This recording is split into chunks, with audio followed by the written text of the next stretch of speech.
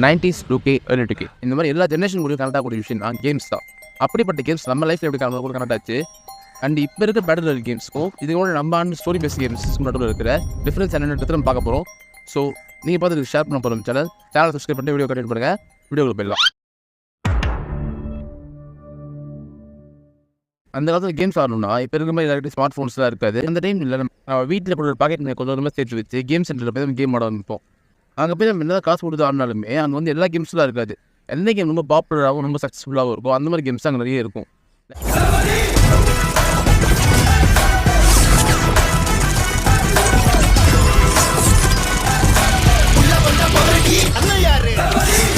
இந்த மாதிரி ரொம்ப பாப்புலரான கேம்ஸ் தான் அந்த இடத்துல இருக்கும்.